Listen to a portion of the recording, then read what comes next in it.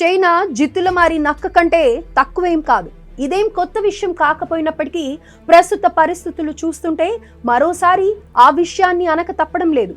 ఎందుకంటే ట్రంప్ పర్యటనకు వస్తున్న సమయంలో చైనా కొత్త వ్యూహానికి తెరతీసింది. సుమారు 10 ఏళ్ల తర్వాత తైవాన్ ప్రతిపక్ష నాయకురాల్ని ఇన్వైట్ చేసింది. అయితే దీన్ని మనం కేవలం దౌత్య పర్యటన అనలేం. ఇది ఒక రాజకీయ ఎత్తుగడ.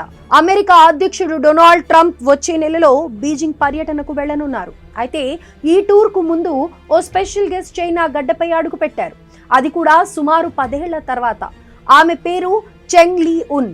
కువోమింటాంగ్ పార్టీ చైర్పర్సన్. దీన్నే చైనీస్ నేషనలిస్ట్ పార్టీ అని కూడా అంటారు. ఇది చైనా తైవాన్లో చాలా ప్రభావం ఉన్న పొలిటికల్ పార్టీ. 1912లో స్థాపించబడిన ఈ పార్టీ ప్రస్తుతం తైవాన్లో ప్రధాన ప్రతిపక్షంగా ఉంది. ఇక ప్రస్తుతం స్వయం పరిపాలనలో ఉన్న తైవాన్ ద్వీపాన్ని తన ఆధీనంలో తెచ్చుకోవడానికి చైనా ఎప్పటి నుంచో ఒత్తిడి పెంచుతుంది. కానీ వాళ్ళు తమ ద్వీపాన్ని వదులుకోవడానికి సిద్ధంగా లేరు.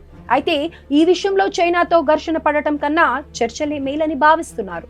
ఈ క్రమంలోనే చెంగ్ టూర్ హాట్ టాపిక్ గా మారింది. ఇక చెంగ్ లీ ఉన్ మొత్తం 6 రోజుల పర్యటన నిమిత్తం చైనా వెళ్లారు. తన పార్టీ నేతలతో కలిసి షాంఘై చేరుకున్న ఆమె పర్యటనలో భాగంగా చైనా అధ్యక్షుడు షీ జిన్ పింగ్ తో సమావేశమయ్యారు. దీనికి సుమారు 11 ఏళ్ల ముందే అంటే 2015లో చైనా అధ్యక్షుడు షీ జిన్ పింగ్ తో తైవాన్ అధ్యక్షుడు మా యింగ్ జియు భేటీ అయ్యారు. ఈ సమావేశం ఇరు ప్రాంతాల మధ్య సంబంధాలను మెరుగుపరచడంతో పాటు శాంతిని కాపాడడంపై దృష్టి పెట్టింది. కానీ దీనిపై ఎలాంటి ఒప్పందాలు జరగలేదు, ప్రకటనలు రాలేదు. ఇన్నేళ్ల తర్వాత చెంగ్ చైనాకు రావడం, జిన్ పింగ్ తో సమావేశం కావడంతో చోటు చేసుకుంటున్న పరిణామాలను యావత్ ప్రపంచమంతా చాలా నిశితంగా గమనిస్తోంది. అసలు ఈ ఉద్రిక్తతలకు కారణం ఏంటో ఇప్పుడు చూద్దాం. తైవాన్ ద్వీపాన్ని తమ భూభాగమని వాదిస్తోంది చైనా. దేశం నుంచి విడిపోయిన ఓ రాష్ట్రంగా భావిస్తోంది. ఈ క్రమంలోనే కుదిరితే శాంతియుత మార్గాల్లోనే ఈ ద్వీపాన్ని స్వాధీనం చేసుకుంటామని, లేదంటే బల ప్రయోగం ద్వారా తమ దేశంలో కలుపుకుంటామని చైనా ప్రతిజ్ఞ చేసింది. ఇందుకోసం సైన్యాన్ని కూడా సిద్ధం చేసింది డ్రాగన్ కంట్రీ. అటు తైవాన్ మాత్రం ఇందుకు ఏమాత్రం అంగీకరించడం లేదు. దీంతో చైనా తైవాన్ మధ్య ఉద్రిక్తతలు కొనసాగుతూనే ఉన్నాయి. 2022 ఆగస్టులో US house keeper Nancy Pelosi Taiwan పర్యటనతో ఈ టెన్షన్స్ ఒక్కసారిగా పెరిగిపోయాయి. ఇదే అమెరికా చైనా బంధాలను క్లిష్టతరం చేశాయి. ఇక నాన్సీ పెలోసి టూర్ ను తీవ్రంగా వ్యతిరేకించిన చైనా తైవాన్ చుట్టూ సైనిక విన్యాసాలు నిర్వహించడంతో పాటు క్షిపణి ప్రయోగాలు చేసింది. ఇది ఒక రకమైన బ్లాక్ డే లాంటిది. చైనా విమానాలు, నౌకలు తరచూ తైవాన్ జలసంధి మధ్యరేఖను దాటుతుండటంతో సరిహద్దులు చెరిగిపోయాయి. ఓవైపు సైనిక ఒత్తిడితో పాటు తైవాన్ నుండి కొన్ని ఉత్పత్తుల దిగుమతులను కూడా చైనా నిలిపివేసింది. సైబర్ దాడులను పెంచి ఆర్థిక ఒత్తిడిని తీసుకువచ్చింది. ఈ పరిణామాల నేపథ్యంలో తైవాన్ తన రక్షణ వ్యవస్థను రెడీ చేసుకుంది.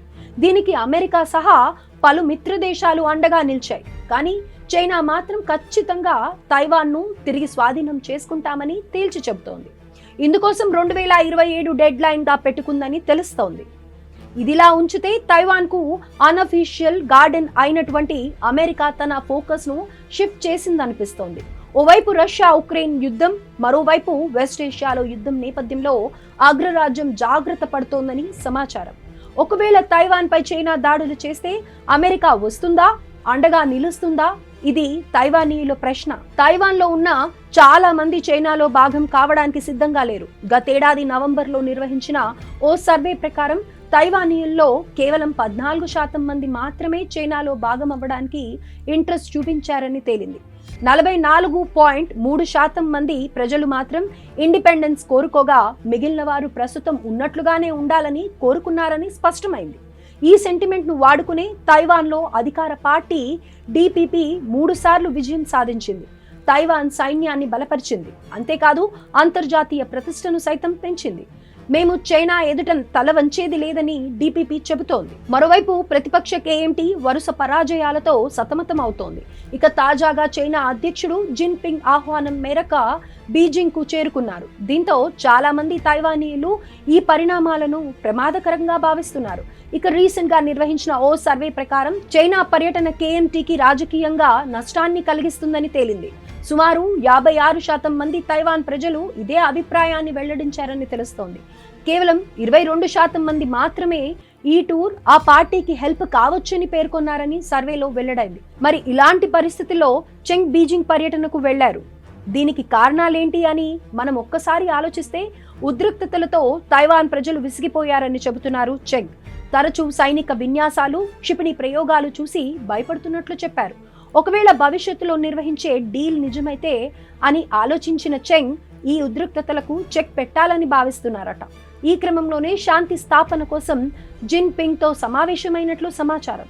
ఒకవేళ ఆమె చేస్తున్న శాంతి చర్చలు సఫలమైతే సమర్థురాలైన దౌత్యవేత్తగా చెంగ్ నిలుస్తారనడంలో ఎలాంటి అతిశయోక్తి లేదు.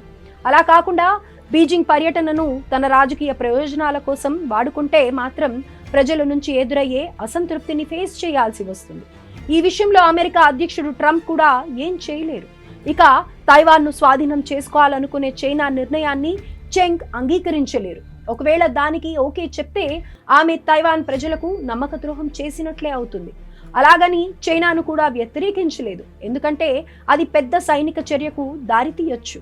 ఏదేమైనప్పటికీ ప్రపంచంలోనే అతిపెద్ద సైన్యం నీడలో ఉన్న ఈ చిన్న ద్వీపం తైవాన్, మరి చెంగ్ ఎలాంటి నిర్ణయం తీసుకుంటారో, ఇది తైవాన్ భవిష్యత్తుపై ఎలాంటి ప్రభావాన్ని చూపిస్తుందనేది చూడాలి.